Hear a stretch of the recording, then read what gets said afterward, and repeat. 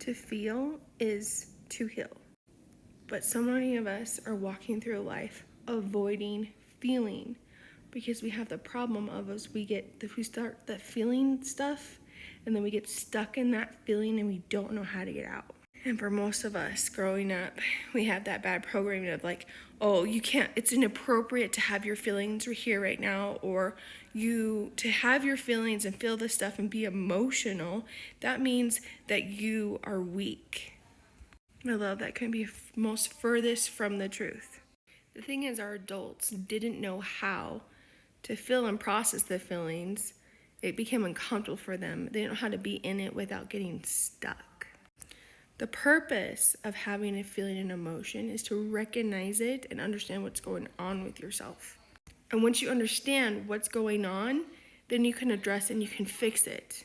And how you get out of those heaviness feelings is you find out the positive things to help you pull you out of the deep heaviness. Since I don't know your story and your background, I will share mine with you of an example of how this would look. This last year has been the hardest of my life. I was completely bedridden from last November all the way to April. I was in so much pain over my entire body that I couldn't move. I couldn't eat because anytime I ate, the most amount of pain I would ever feel in my stomach, I would feel the feeling that I was about to get sick, but my body wouldn't let me puke. I always had to be close to the bathroom because everything just was not going well. So I have 4 kids. I had twin boys, a little princess, and a little man. Ages 11, 9, and 5. My husband was out of town on a work business trip, and I was so anxious and nervous about this because I had been bedridden and so sick. At one point, one of my oldest even came up to me and he started crying. He said, "Mommy, are you going to be okay? Are you dying?" And I didn't have the answer. So I said, "I don't know, baby, but I'm trying my best." So while my husband was gone out of town, I had a day where it was probably one of the worst ones I had experienced yet. And my person was gone. So it was this one day where I was laying there and I was just in so much agony. I was so scared because I was laying there and I was like, how am I supposed to take care of my kids?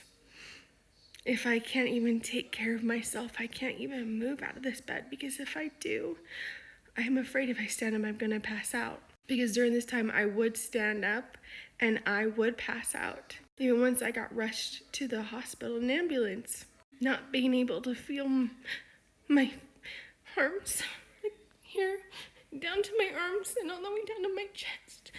So dizzy. It was really scary. I really thought I was dying that day.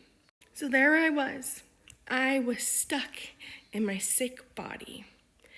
And so I had to make a choice. Was I going to allow all of this awfulness that I was feeling in my body that day when my husband was gone and I was with my kids? I could make myself continue to feel way worse about this, or I could try to change my mindset and pull myself a little bit out of the awfulness. So I laid there and I thought, you know what? It really sucks that I'm in this position right now.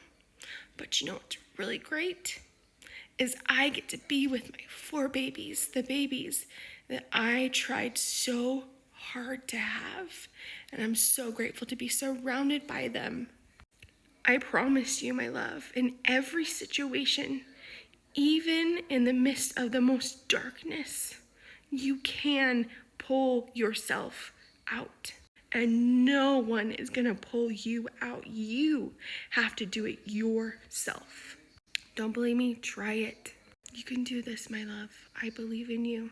And I promise you that you'll feel a little bit better. Now, the pain may not go all the way, but you'll feel a little bit better.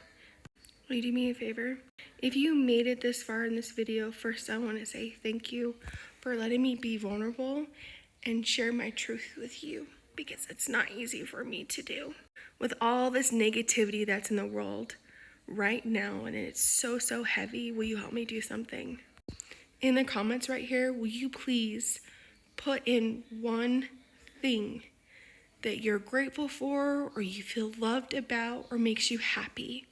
And let's blast some of this with just so much love and positivity, because really we would need that so much. Thank you.